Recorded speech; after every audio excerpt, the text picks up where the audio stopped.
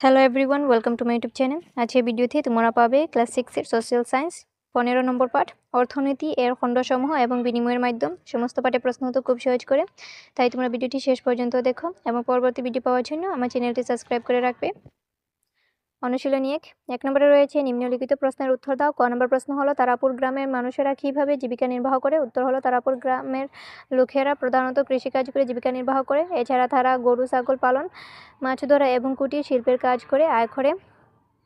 খ নম্বর প্রশ্ন হলো তোমার গ্রাম বা শহরে সবচেয়ে বেশি প্রচলিত অর্থনৈতিক কাজকর্মের উদাহরণ দাও। উত্তর হলো গ্রামাঞ্চলে। গ্রামে সাধারণত মানুষ কৃষিকাজ করে জীবিকা নির্বাহ করে। এছাড়াও পশুপালন, মাছ ধরা এবং তাঁতশালের কাজও প্রচলিত। শহর অঞ্চলে শহরে মানুষ প্রধানত ব্যবসা বাণিজ্য, চাকরি, শিক্ষকতা, চিকিৎসা সেবা ও বিভিন্ন কারখানায় কাজ করে জীবিকা নির্বাহ করে। ঘ নম্বর প্রশ্ন হলো তুমি এবং তোমার পরিবারের সদস্যরা যে অর্থনৈতিক কাজকর্মে জড়িত তার অত্যন্ত তিনটির নাম লেখো। উত্তর হলো কৃষিকাজ, ব্যবসা বাণিজ্য এবং চাকরি। 2 নম্বরে রয়েছে অর্থনৈতিক কার্য এবং অনার্থনৈতিক কাজের মধ্যে পার্থক্য কি? প্রতিটি কার্য উদাহরণসহ ব্যাখ্যা করো।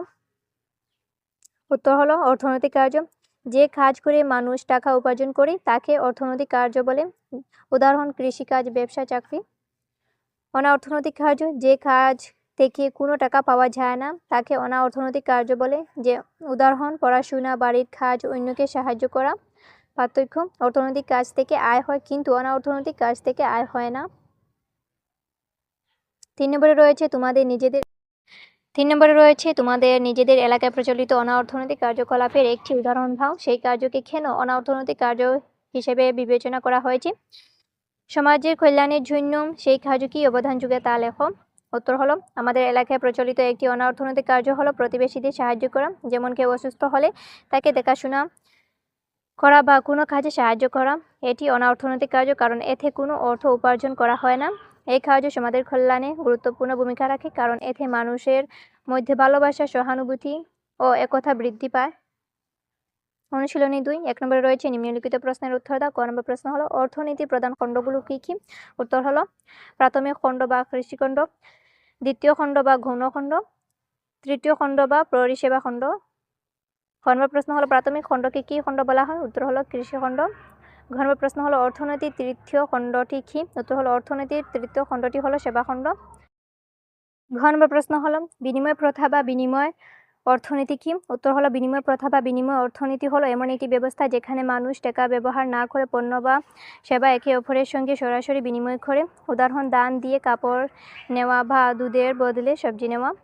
ও নম্বর প্রশ্ন হলো বর্তমান বিনিময়ের মাধ্যম কি? উত্তর হলো বর্তমান বিনিময়ের মাধ্যম হলো টাকা। মানুষ এখন পণ্য বা সেবা কেনাবেচার জন্য টাকা ব্যবহার করে। 2 নম্বরে রয়েছে মুদ্রার আবিষ্কার কিভাবে পণ্য সামগ্রী বিনিময়ে পরিবর্তন এনেছে তা ব্যাখ্যা করো। উত্তর হলো মুদ্রার আবিষ্কারের ফলে পণ্য সামগ্রীর বিনিময় পদ্ধতিতে বড় পরিবর্তন ঘটে। আগে মানুষ পণ্য সামগ্রী দিয়ে পণ্য সামগ্রীর বিনিময় করত, যা সব সময় সহজ ছিল না। কিন্তু মুদ্রা চালু হওয়ার পর মানুষ সহজেই টাকা দিয়ে প্রয়োজনীয় পণ্য সামগ্রী কিনতে পারে।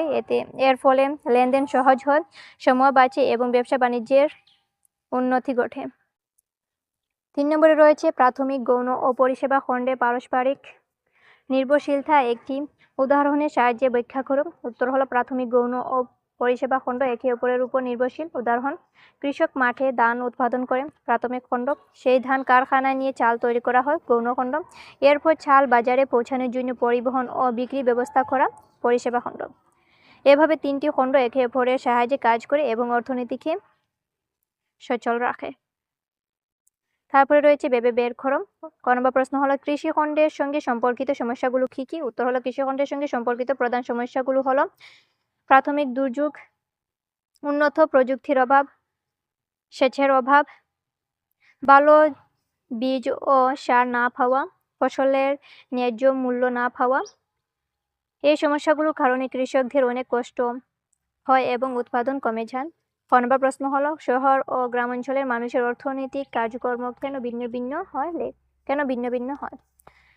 উত্তর হলো শহর ও গ্রামাঞ্চলের মানুষের অর্থনৈতিক কাজকর্ম ভিন্ন হয় কারণ দুই জায়গার পরিবেশ ও সুযোগ সুবিধা আলাদা। গ্রামে জমি ও প্রাকৃতিক সম্পদ বেশি থাকায় মানুষ কৃষিকাজ, পশুপালন ইত্যাদিতে যুক্ত থাকে। অন্যদিকে শহরে শিক্ষা, শিল্প ও ব্যবসার সুযোগ বেশি থাকায় মানুষ চাকরি, ব্যবসা-বাণিজ্য ও বিভিন্ন সেবামূলক কাজে যুক্ত থাকে। তাই পরিবেশ ও সুযোগের পার্থক্যের কারণে তাদের কাজকর্ম ভিন্ন হয়।